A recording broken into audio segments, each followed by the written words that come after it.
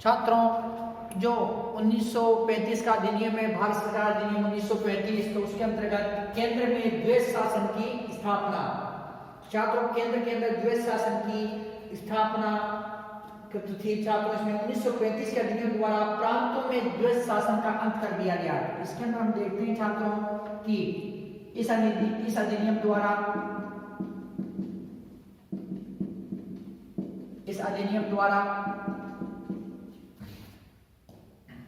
प्रांतों में द्वैध शासन का अंत कर दिया गया। प्रांतों में द्वैध शासन का अंत कर दिया गया।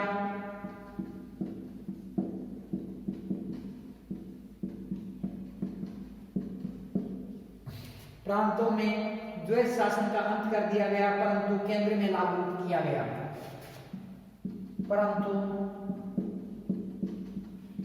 केंद्र में लागू कर दिया गया। केंद्र में लागू कर दिया गया। संघीय विषयों को दो भागों में बांटा गया।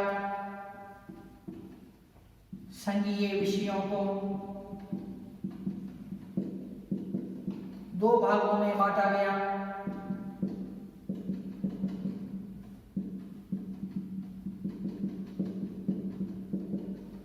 संघीय विषयों को दो भागों में बांटा गया। कौन कौन से विषय थे? दो भाग। तो छात्रों, रक्षित विषय और जो दूसरा था वो था हस्तांतरित विषय।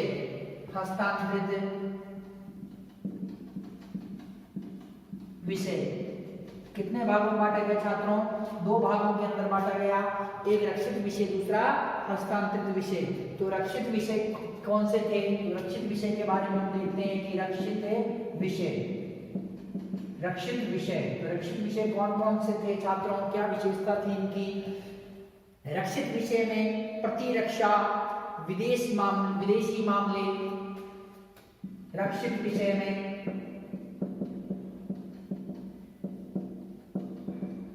प्रतिरक्षा, रक्षित विषय में प्रतिरक्षा, विदेशी मामले, चर्च संबंधी मामले, कबायली क्षेत्र के मामले, चर्च संबंधी मामले,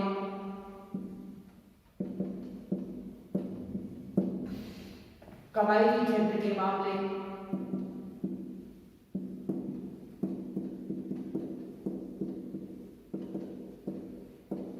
कबायली क्षेत्र के मामले, विदेशी मामले शामिल थे।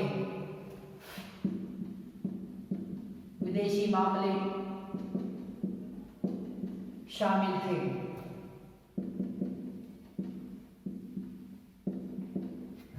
विदेशी मामले शामिल थे। इनका शासन गवर्नर जनरल अपनी इच्छा अनुसार चला सकता था। इनका शासन, अभी एक्सप्लेन करेंगे इसको। गवर्नर जनरल अपनी इच्छा अनुसार चला सकता था। इच्छा अनुसार चला सकता था।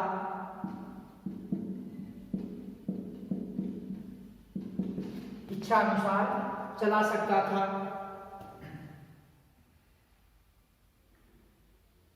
रक्षित विषयों पर विधानमंडल का नियंत्रण नाम मात्र भी नहीं था। रक्षित विषयों पर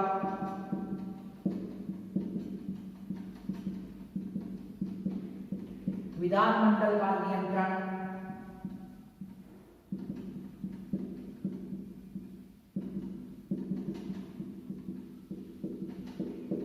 नाम मात्र का भी नहीं था।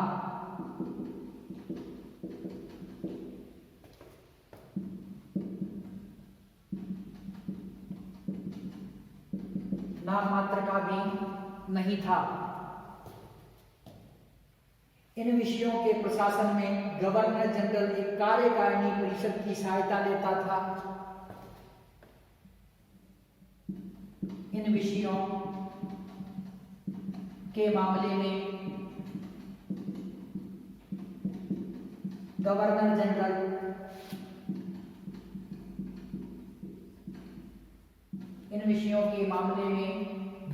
जनरल एक कार्यकारिणी परिषद की सहायता लेता था। एक कार्यकारिणी परिषद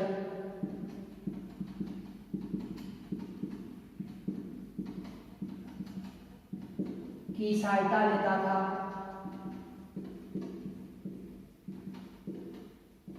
कार्यकारिणी परिषद की सहायता लेता था, जिसमें 3 सदस्य थे और उनकी नियुक्ति, जिसमें 3 सदस्य थे,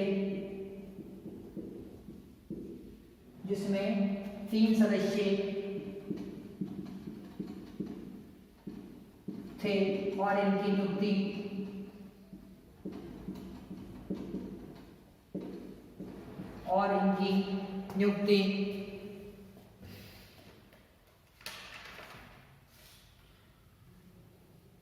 ब्रिटेन के सम्राट द्वारा की जाती थी।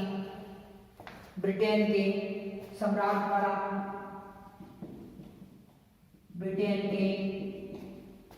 द्वारा की जाती थी।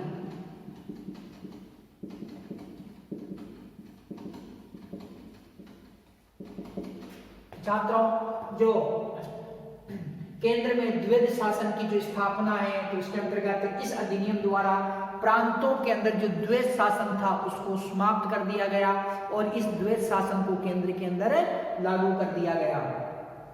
संघीय विषय थे तो उनको 2 भागों के अंदर बांटा गया, रक्षित विषय तथा हस्तांतरित विषय। कौन कौन से?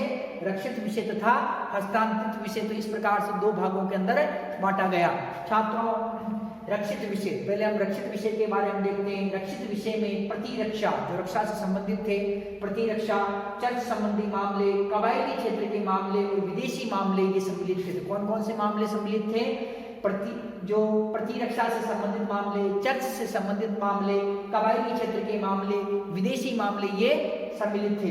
इसका शासन गवर्नर जनरल अपनी इच्छा अनुसार चलाता था।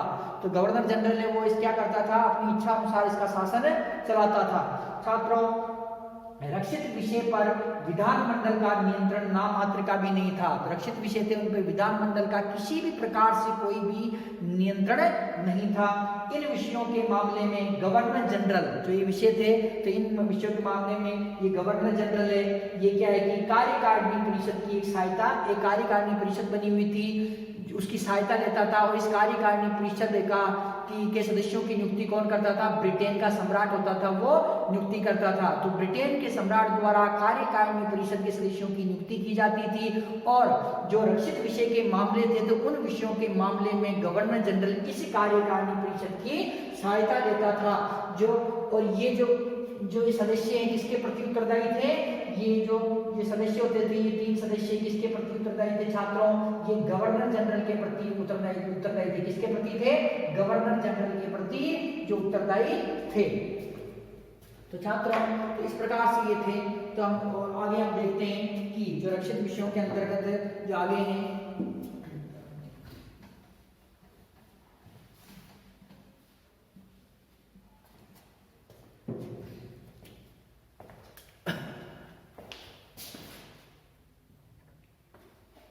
तो छात्रों, जो कार्यकारिणी परिषद के सदस्य,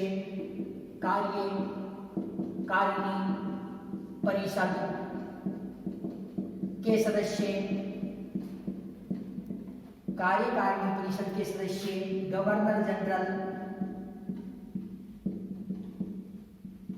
के प्रति उत्तरदायी थे।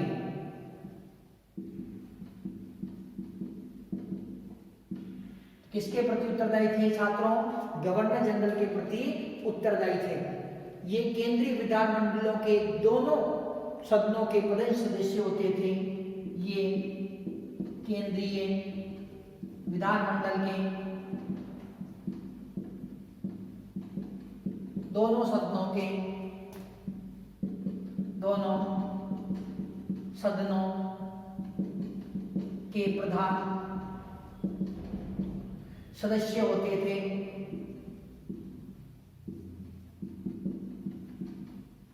प्रधान सदस्य होते थे, उनकी बैठकों में भाग लेते थे, उनकी बैठकों में भाग लेते थे।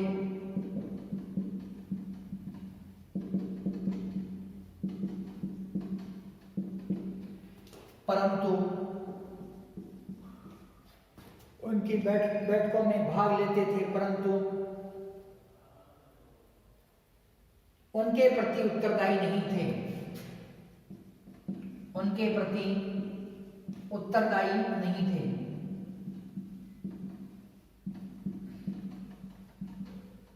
तो छात्रों, जो ये 3 सदस्य थे, ये किसके प्रति उत्तरदायी थे? केवल और केवल गवर्नर जनरल के प्रति उत्तरदायी थे। कार्यकारिणी परिषद के सदस्य, जो कार्यकारिणी परिषद है, तो इसके जो सदस्य हैं गवर्नर जनरल के प्रति उत्तरदायी थे। किसके प्रति उत्तरदायी थे? गवर्नर जनरल के प्रति उत्तरदायी थे। ये केंद्रीय विधानमंडल के, जो केंद्रीय विधानमंडल है, उसके दोनों सदनों के अंदर ये क्या करते थे? बैठकों में भाग लेते थे, परंतु ये उनके प्रति, जो केंद्रीय विधानमंडल के प्रति उत्तरदायी नहीं थे। ये केवल और केवल गवर्नर जनरल के प्रति जो उत्तरदायी थे।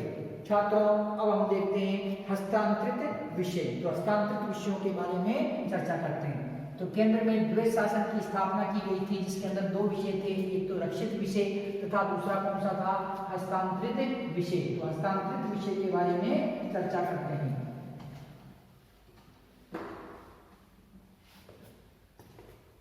हस्तांतरित विषय।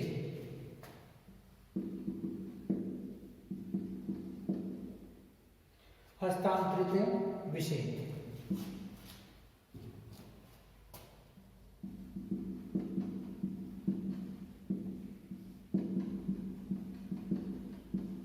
हस्तांतरित विषय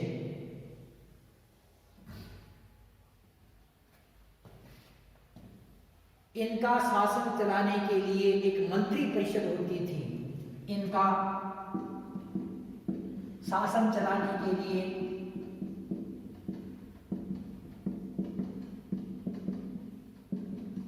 एक मंत्री परिषद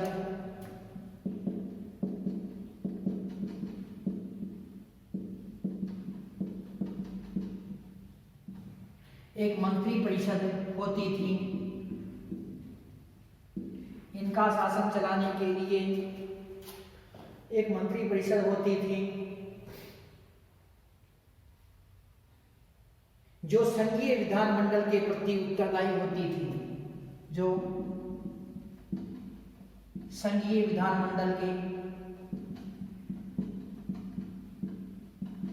के प्रति उत्तरदायी होती थी।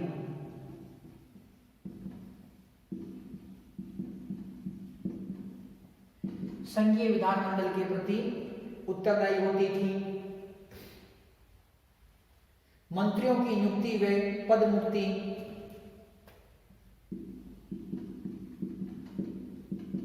मंत्रियों की नियुक्ति व पद मुक्ति मंत्रियों की नियुक्ति व पद मुक्ति गवर्नर जनरल द्वारा होती थी। गवर्नर जनरल द्वारा होती थी। इनकी संख्या 10 से अधिक नहीं होती थी। 10 से अधिक नहीं होती थी। इनकी संख्या 10 से अधिक नहीं होती थी। यद्यपि गवर्नर जनरल से यह आशा, यदि ऐसा व्यक्ति मंत्री परिषद में नियुक्त किया जाता, यदि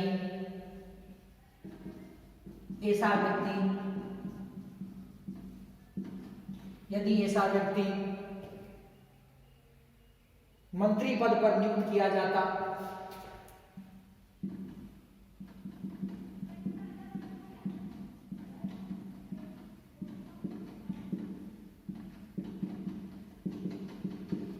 किया जाता।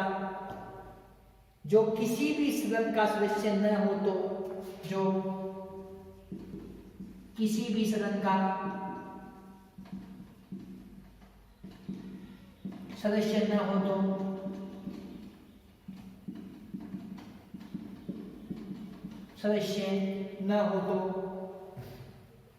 उसे 6 महीने के अंदर सदन का सदस्य बनना पड़ता था। उसे 6 महीने में सदन का सदस्य बनना पड़ता था।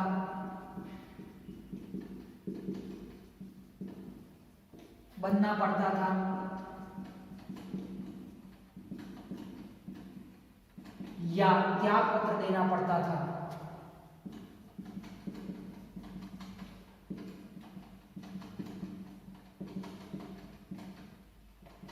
या त्याग पत्र देना पड़ता था।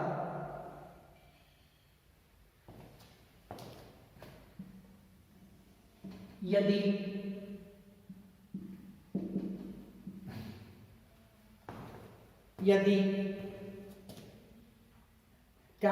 यद्यपि गवर्नर जनरल से यह आशा की जाती थी, यद्यपि गवर्नर जनरल से यह आशा की जाती थी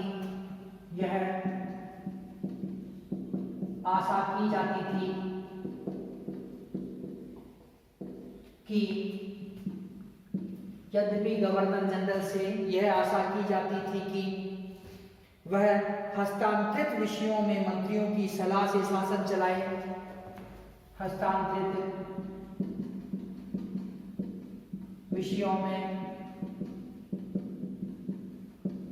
मंत्रियों की सलाह से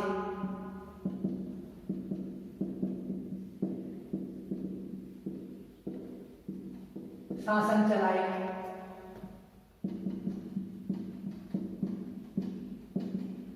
मंत्रियों की सलाह से शासन चलाए। मंत्रियों की सलाह से शासन चलाए।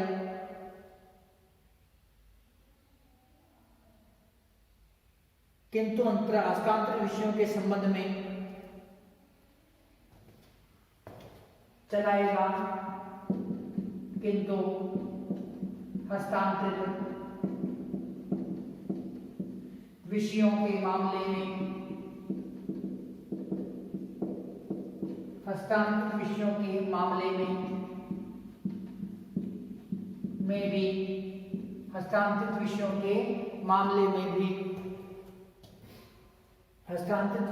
मामले में भी गवर्नर जनरल को विशेषाधिकार दिए गए थे।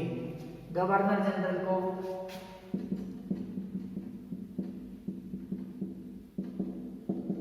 विशेषाधिकार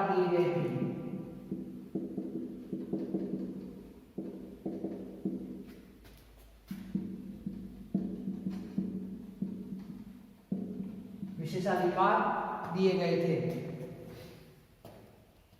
भारतीय मंत्रियों को जो थोड़ी बहुत शक्तियां दी गई थी, भारतीय मंत्रियों को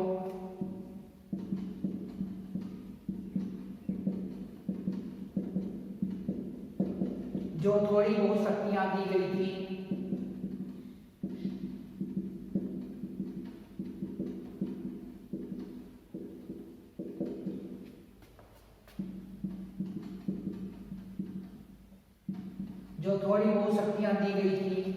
उनको भी गवर्नर जनरल अपने विशेषाधिकार का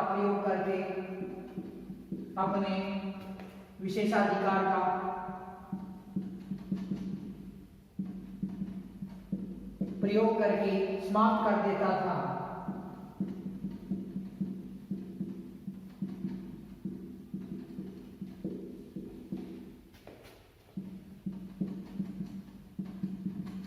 छात्रों,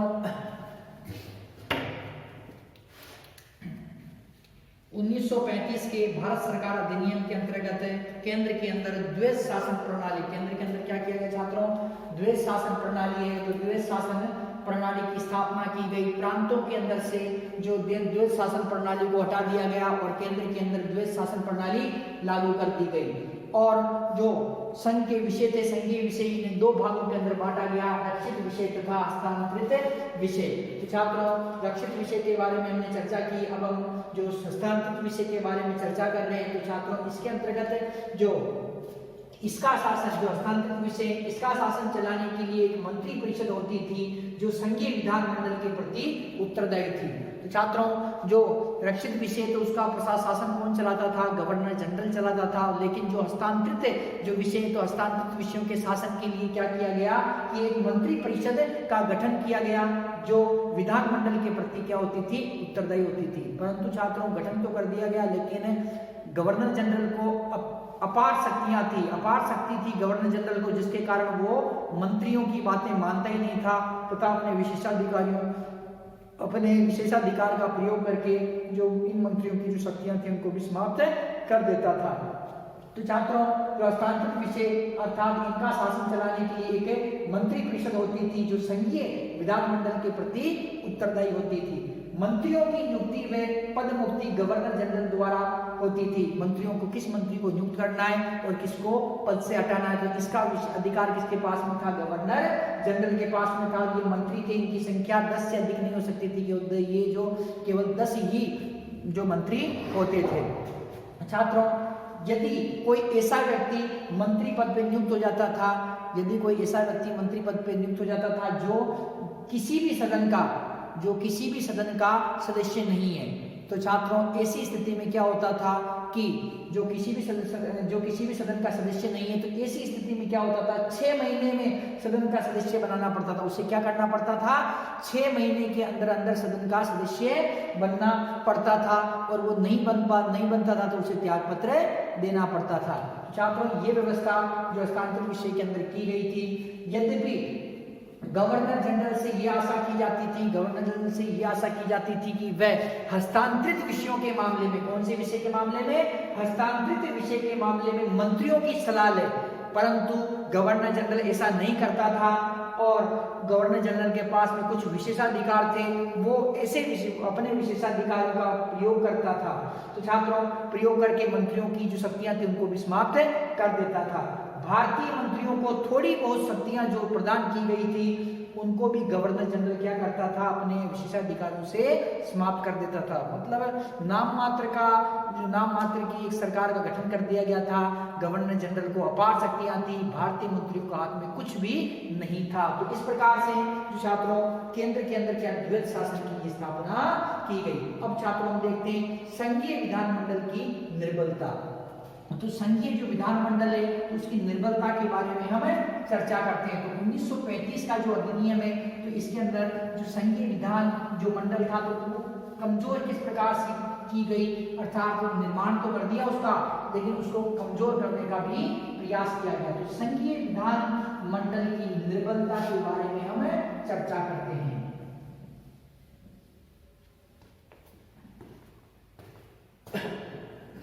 संघीय विधानमंडल की निर्बलता।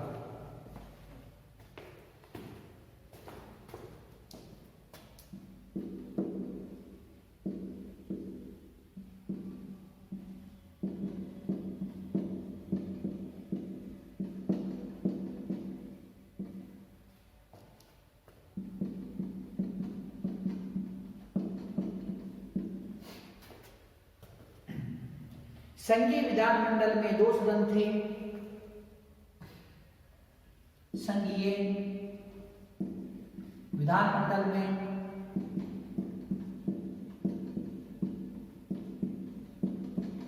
2 सदन थे।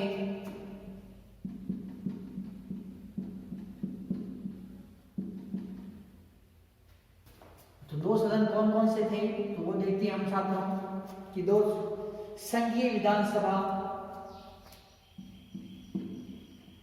संघीय विधानसभा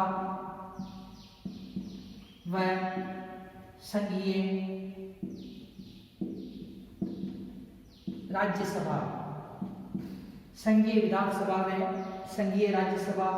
संघीय विधानसभा से कुल 375 सदस्य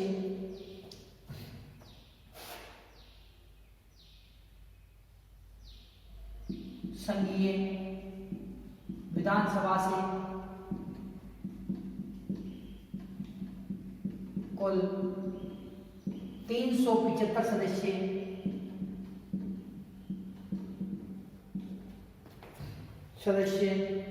थे, जिनमें 125 सदस्य थे, जिनमें 125 सदस्य देशी रियासतों को 125 सदस्य देशी रियासतों के थे।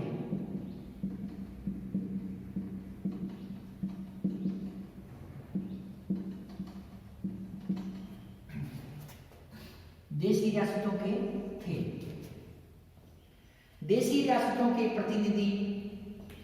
देशी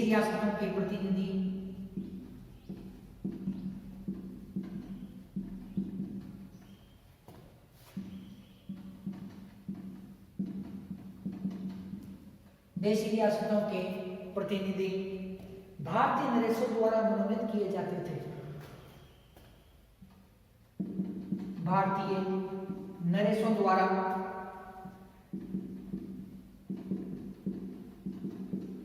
मनोनीत किए जाते थे।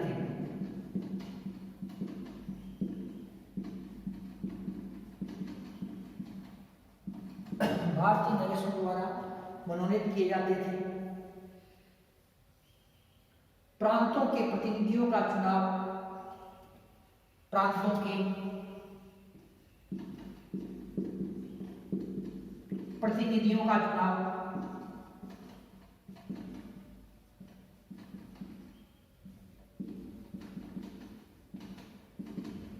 प्रांतों के प्रतिनिधियों का चुनाव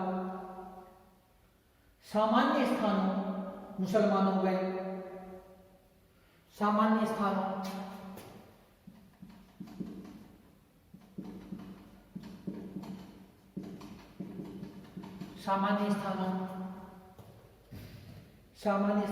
मुसलमानों व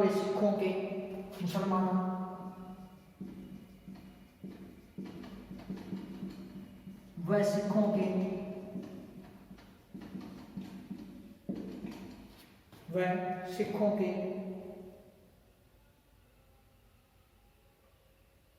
सुरक्षित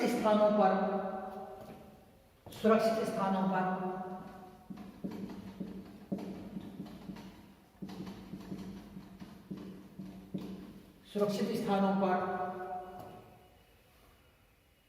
अप्रत्यक्ष निर्वाचन प्रणाली द्वारा होता था। अप्रत्यक्ष निर्वाचन प्रणाली द्वारा होता था।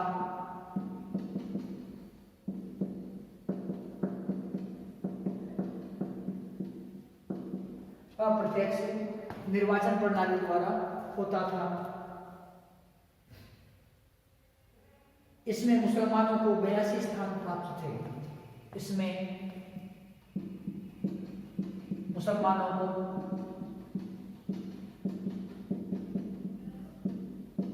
82 स्थान प्राप्त थे।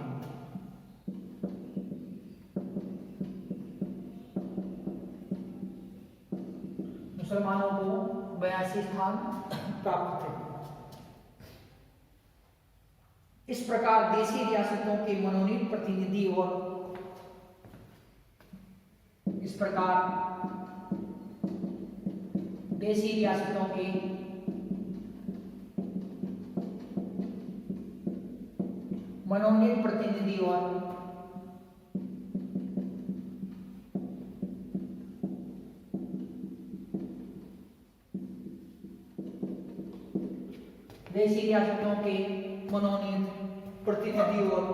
प्रतिनिधि और मुसलमान सदस्यों को मिलाकर मुसलमान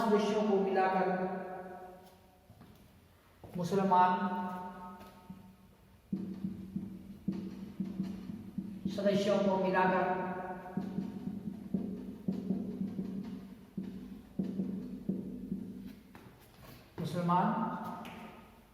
को मिलाकर सरकार बड़ी सरलता से अपना स्थायी बहुमत स्थापित कर सकती थी।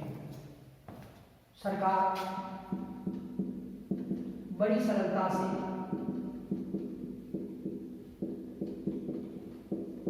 अपना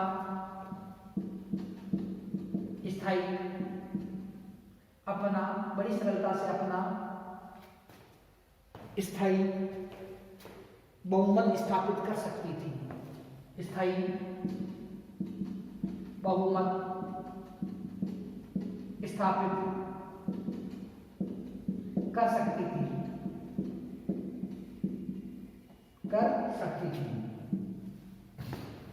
स्थायी बहुमत स्थापित कर सकती थी। संघीय राज्य में कुल 260 सदस्य रखे गए। संघीय राज्य में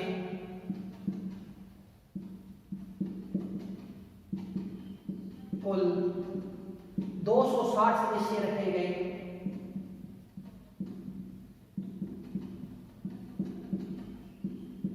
संघीय राज्य में कुल 260 सदस्य रखे गए, जिनमें 104 स्थान देशी रियासतों को दिए गए।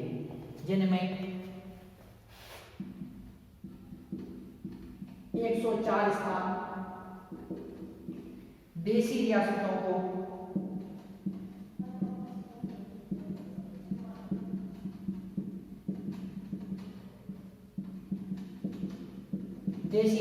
को दिए गए। संघीय राज्य में कुल 260 सदस्य रखे गए, जिनमें 104 स्थान देशी रियासतों को दिए गए। 6 स्थानों पर नारियों, अल्पमतों, 6 स्थानों पर व 6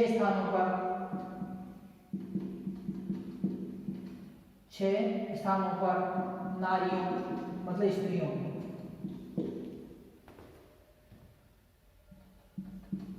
अल्प वर्गों, 6 स्थानों पर नारियों, अल्पमतों तथा दलित वर्गों को, अल्पमतों तथा दलित वर्गों को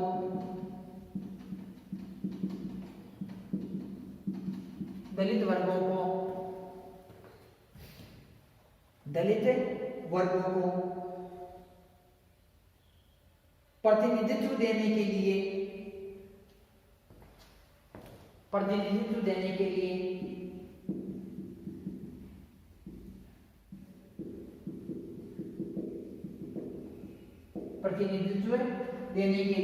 गवर्नर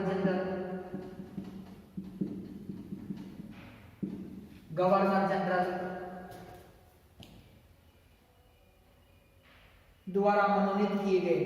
द्वारा मनोनीत किए गए। तो छात्रों, जो संघीय विधानमंडल की निर्बलताओं के बारे में हम चर्चा कर रहे थे, तो छात्रों संघीय विधानमंडल जो कि भारत सरकार अधिनियम 1935 के अंदर संघीय विधानमंडल थी, तो उसकी हम कमजोरियां थी तो क्या थी? संघीय विधानमंडल में 2 सदन थे। कितने सदन थे? संघीय विधानमंडल में 2 सदन थे। संघीय विधानसभा, संघीय राज्यसभा। कौन कौन से सदन थे? एक तो संघीय विधानसभा और एक संघीय राज्यसभा। संघीय विधानसभा में कुल 375 सदस्य थे। कितने सदस्य थे? कुल 375 सदस्य थे, जिनमें 125 सदस्य देशी रियासतों के थे। कुल कितने सदस्य थे छात्रों? कि 375 सदस्य जो संघीय विधानसभा के अंदर थे। इनमें से जो 125 सदस्य देशी रियासतों के थे और देशी रियासत के प्रतिनिधि भारतीय नरेशों द्वारा, देशी रियासतों के जो प्रतिनिधि थे उनकी नियुक्ति कौन करता था? उन्हें मनोनीत कौन करता था? देशी रियासतों के प्रतिनिधियों को मनोनीत कौन करता था? ये देशी जो राजा महाराजा थे, तो राजा महाराजा जो भारतीय नरेश थे, तो ये अपने सदस्यों को मनोनीत करते थे। प्रांतों के प्रतिनिधियों का चुनाव सामान्य स्थानों पर, जो प्रांत है तो प्रांत के जो प्रतिनिधि है तो उनका जो चुनाव सामान्य स्थानों पर, मुसलमानों व सिखों के सुरक्षित स्थानों पर, जैसे जो प्रांतों का चुनाव सामान्य स्थानों पर, मुसलमानों को जो रिजर्व सीटें दी गई थी उन पर, सिखों को जो रिजर्व सीटें दी गई थी उन स्थानों पर अप्रत्यक्ष निर्वाचन प्रणाली द्वारा होता था। तो अप्रत्यक्ष निर्वाचन द्वारा प्रणाली द्वारा होता था। तो छात्रों प्रांतों के प्रतिनिधियों का चुनाव सामान्य स्थानों मुसलमानों व सिखों के सुरक्षित स्थानों पर अप्रत्यक्ष निर्वाचन प्रणाली द्वारा होता था। इसमें मुसलमानों को जो स्थान दिया गया था कितना था, 82 सीटें। मुसलमानों को कितनी सीटें दी गई थी, 82 सीटें इसके अंदर दी गई थी, स्थान दिए गए थे। इस प्रकार देशी रियासतों के मनोनीत प्रतिनिधि, जो देशी रियासतों द्वारा, जो भारतीय नरेशों द्वारा जो सदस्य मनोनीत किए गए वो मुसलमान सदस्यों तथा देशी रियासतों के सदस्यों तथा मुसलमान सदस्यों दोनों को मिलाकर बड़ी सरलता से अपना स्थायी बहुमत, जो सरकार है, सरकार बड़ी सरलता से अपना स्थायी बहुमत स्थापित कर सकती थी। तो अंग्रेज सरकार इन्होंने चालाकी से काम किया। भारतीय नरेशों को जो सीटें दी गई, स्थान दिए गए तथा मुसलमानों को अलग से रिजर्व सीटें दी गई, तो भारतीय नरेशों की जो सीटें तथा मुसलमानों को दी गई सीटें दोनों को मिलाकर अंग्रेज सरकार क्या कर सकती थी, अपना स्थायी बहुमत स्थापित कर सकती थी आराम से। संघीय राज्य में, जो संघीय राज्य था, तो संघीय राज्य में कुल 260 सदस्य थे। छात्रों जो विधानमंडल इसे दो भागों, दो सदन थे इसके, तो संघीय विधानसभा और संघीय राज्यसभा। तो छात्रों संघीय जो राज्यसभा थी, तो इसमें संघीय राज्य में कुल 260 सदस्य थे। कितने सदस्य थे, 260 सदस्य थे रखे गए, जिसमें 104 सदस्य, इसमें से 104 सदस्य किसके थे, 104 सदस्य भारतीय रियासतों के थे। किसके थे, जो भारतीय रियासतें थी, देशी राज्य थे, तो उनको दिए गए 104 स्थान, और 6 स्थान किसे दिए गए, नारियों, अल्पमतों तथा दलित वर्गों को प्रतिनिधित्व देने के लिए गवर्नर जनरल द्वारा मनोनीत किए जाते थे। तो गवर्नर जनरल द्वारा 6 स्थान नारियों, अल्पमतों तथा दलित वर्गों को प्रतिनिधित्व देने के लिए ये मनोनीत किए जाते थे। तो छात्रों इस प्रकार से जो ये इसके अंदर सीटों का वर्गीकरण किया गया। अब छात्रों हम आगे देखते हैं कि जो गवर्नर जनरल, जो संघीय राज्यसभा है, संघीय राज्यसभा के अंदर बोले जो सदस्य मनोनीत किए गए। शेष प्रतिनिधियों का चुनाव, जो शेष है, जो प्रतिनिधि है, इसके अलावा जो इन ये तो 104 तो देशी राज्यों को दे दिए गए, 6 गवर्नर जनरल द्वारा मनोनीत कर दिए गए, और शेष सीटें हैं, तो शेष सदस्यों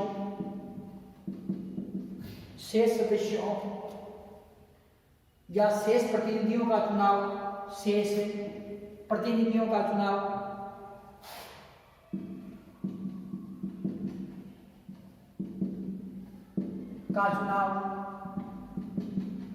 शेष प्रतिनिधियों का चुनाव सांप्रदायिक चुनाव प्रणाली के आधार पर, सांप्रदायिक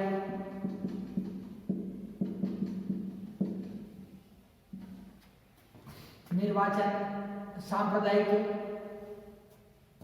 चुनाव प्रणाली के आधार पर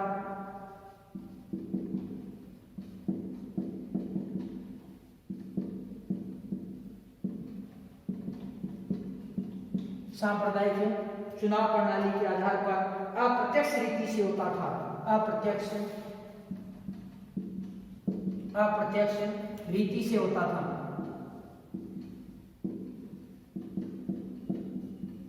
अप्रत्यक्ष रीति से होता था।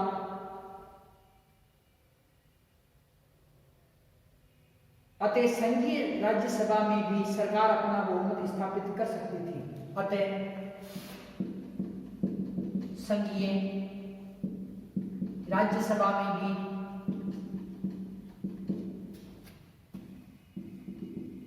सरकार अपना बहुमत स्थापित कर सकती थी।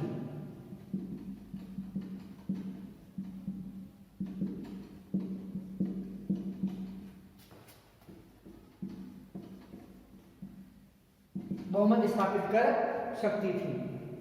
संघीय विधानमंडल की शक्तियों को अत्यंत ही सीमित कर उसे निर्बल बना दिया गया।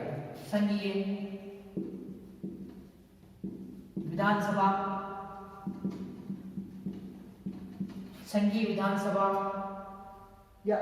विधानमंडल की शक्तियों को,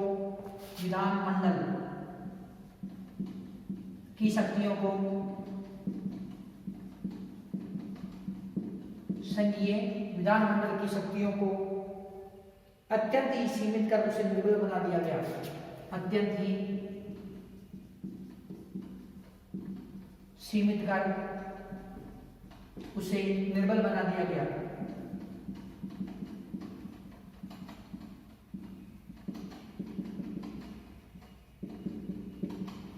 उसे निर्बल बना दिया गया।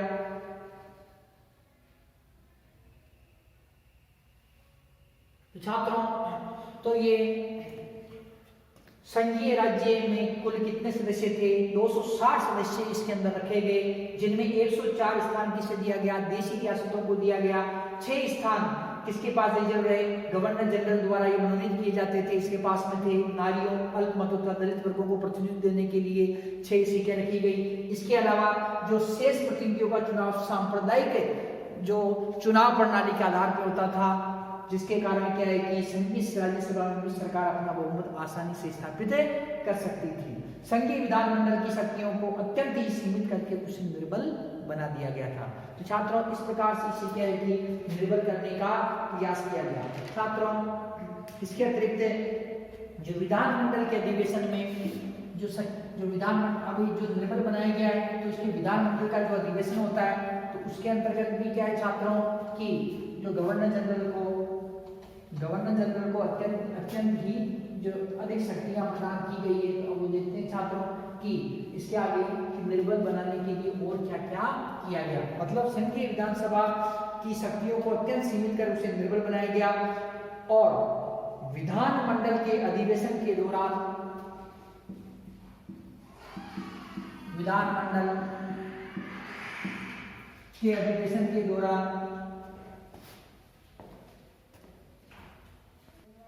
छात्रों, संघीय विधानमंडल की निर्बलता थी इसमें।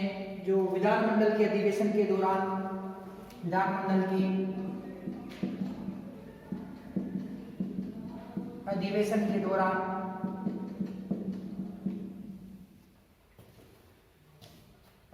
भी गवर्नर जनरल को अध्यादेश जारी करने का अधिकार था। गवर्नर जनरल को अध्यादेश जारी करने का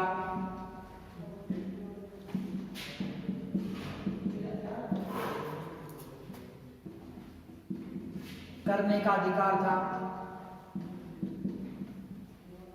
अध्यादेश जारी करने का अधिकार था, तथा वह अधिनियम भी पास कर सकता था।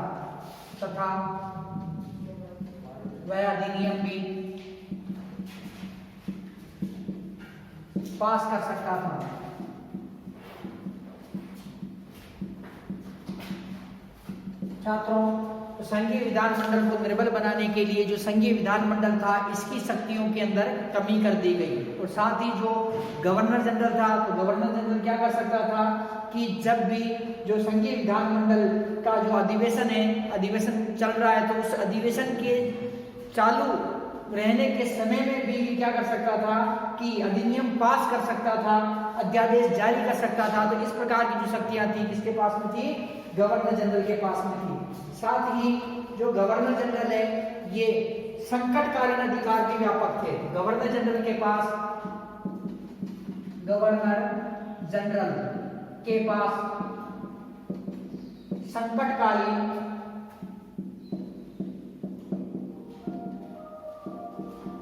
संकटकालीन अधिकार भी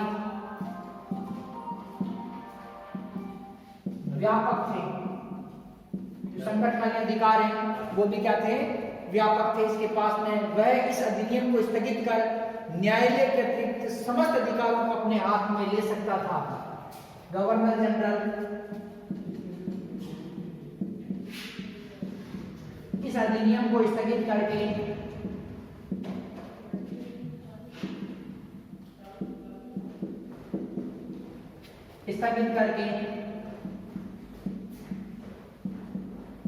न्यायालय स्थगित करके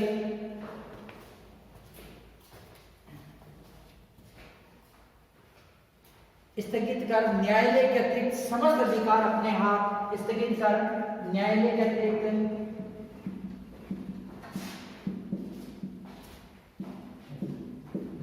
समस्त अधिकार अपने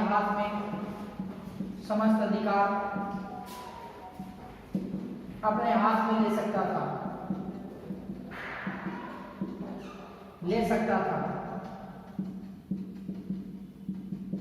छात्रों, तो इसमें देखिए कि जो संघीय विधानमंडल है, तो संघीय विधानमंडल के अधिवेशन के दौरान भी गवर्नर जनरल को अध्यादेश जारी करने का अधिकार था तथा वह अधिनियम भी पास कर सकता था। साथ ही गवर्नर जनरल के पास संकटकालीन अधिकार भी थे। गवर्नर जनरल इस अधिनियम को स्थगित कर न्यायालय के अतिरिक्त समस्त अधिकार अपने हाथ में ले सकता था। तो इस प्रकार से छात्रों जो संघीय विधानमंडल था तो संघीय विधानमंडल को निर्बल बनाने का प्रयास किया गया। तो छात्रों संघीय विधानमंडल को जो निर्बल बनाया गया। छात्रों अब हम देखते हैं अधिकारों के विभाजन में की नई पद्धति। जो 1935 का अधिनियम है तो उसके अंदर जो अगला जो हमारा जो पॉइंट है इसकी विशेषता है वो है अधिकारों। वो विशेषता क्या है छात्रों? वो है अधिकारों के विभाजन की नई पद्धति। अधिकारों के विभाजन की नई पद्धति। नई